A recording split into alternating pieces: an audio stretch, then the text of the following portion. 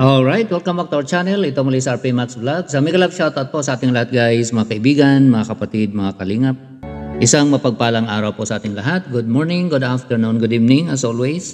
Kung nasaan man po tayong sulok sa mundong ito. Naway na sa mabuting kalagayan po ang lahat guys sa mga panahong ito. Lalo na po yung mga kasamahan po nating OFW na nandyan po sa mga lugar kung saan may kaguluhan. So dobling ingat lang po tayo guys at dobling dasal. Ngayon guys, gusto ko lang pong gawa ng reaction guys. Ito nga pong ginagawa ni Piniel kung saan siya po yung nagcha-charity. O ika nga sinasama po ni Kuya Bal sa pagcha-charity. At most of the time, siya nga po yung kumakausap doon sa mga nililinga po nila. Ang isa po sa masasabi natin guys ay talagang magaling, magaling po si Piniel. Magaling po siya makipag-usap sa tao. May talent, may talent itong batang ito. Ika nga, pwede siyang maging, magaling siya sa public speaking, magaling siyang magtanong at magaling siyang magpayo. Siya, ika nga, marunong po siya. Kahit po sa kanyang edad, marunong po siya, marunong siyang makipag-interact ika nga sa tao. O dito nga sa nakikita natin sa mga vlog po ni Kuya Bal, kung saan siya po yung nakikipag-usap ika nga sa mga tinutulungan nila o gusto po nilang lingapin. And at the same time din guys, malaking tulong din po ito kay Piniel. Kasi alam nga po natin guys, siyempre nalulungkot po yan. Nasa stage pa po ika nga yan ng anong tawag dyan sa Tagalog? Parang nagluluksa pa dahil nga po sa pagpanaw ng kanyang ama. So sa ginawa po na tulong ni Kuya Bal sa kanya, nakakalimutan po niya yun. Ika nga nai-entertain po siya. Kasi kung nasa bahay lang po siya nagmumukmuk, the more po na maiisip niya kung ano yung nangyari sa buhay niya o kung ano po yung nangyari sa papa niya. Na ito nga po bigla lang pong namatay, biglang pumanaw dahil nga po sa nagkaroon ito ng stroke. At yun nga, nagkaroon ng clotting, parang aneurysm po yata tawag doon. So maganda po ang ginawa ng pamilya Matubang sa kanya na para po siyang sinagip, dinala po dyan sa daet. At tinuring na parang anak.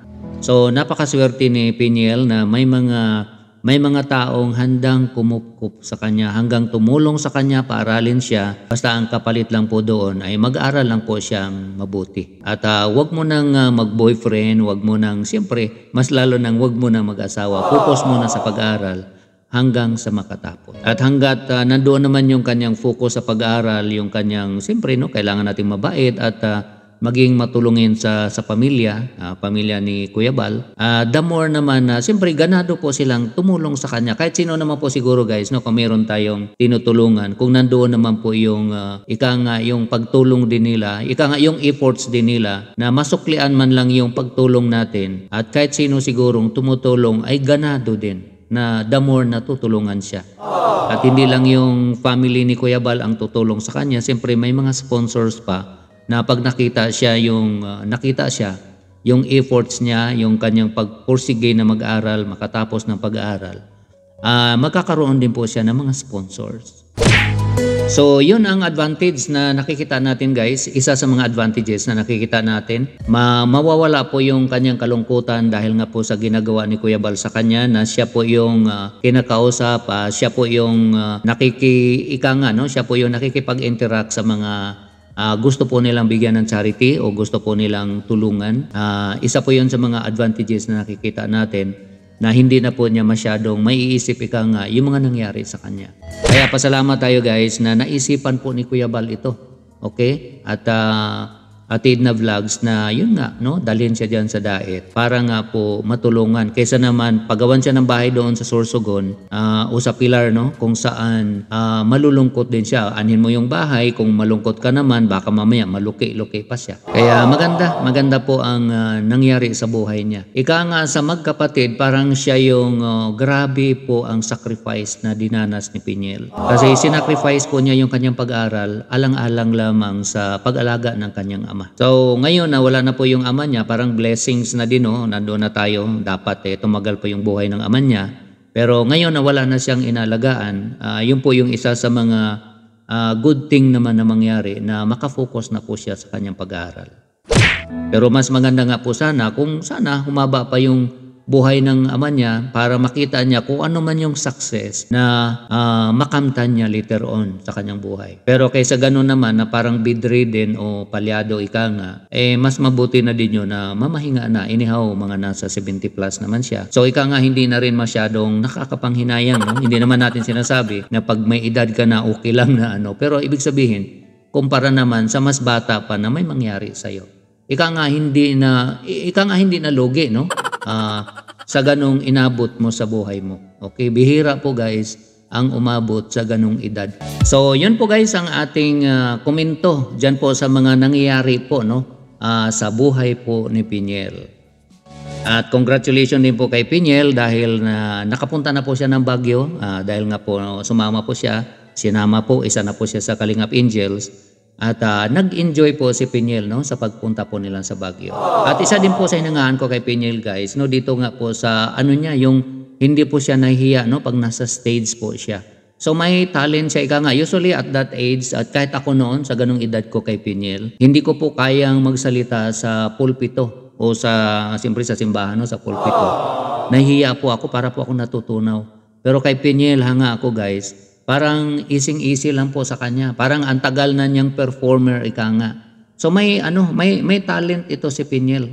Madidevelop ito sa Kalingap. Kaya congratulations po kay Piñel, no. Ang layo na po nang narating niya. Nakarating na po siya ng Baguio. At sa mga experience, marami na po siyang na-experience, ika nga, dahil nga po sa pagsama po niya sa Team Kalingap. So yun na po guys ang ating konting reaction, konting komento tungkol nga kay Piñel at dito nga sa ginagawa ni Kuya Bal sa kanya. Kaya pasalamat din tayo kay Kuya Bal, kay Athena Vlogs at Kalingap Rab, no, sa opportunity o pagkakataon na binigay po nila kay Piñel. So sa mga bago lang po guys sa aking munting channel, huwag po natin kalimutang i-subscribe at paki-like din po guys ang video na ito. At huwag din po natin kalimutan guys na suportahan ang ating ama ng Kalingap na si Kuya Bal Santos Matubang, Kalingap Rab, and Athena Vlogs at Ruel Omalalag at Richelle Morales. At lahat po ng mga kasama naming charity vloggers, mga reactors, suportahan po natin guys. Bago ko po yan ang video na ito, meron lang po akong isi-shoutout.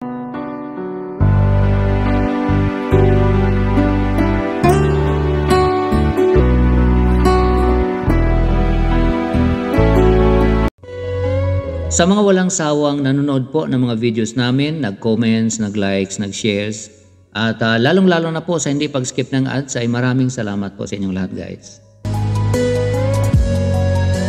Muli maraming salamat sa inyong lahat guys. Ingat po tayo kung nasaan man tayo. God bless everyone. I love you all. Bye-bye.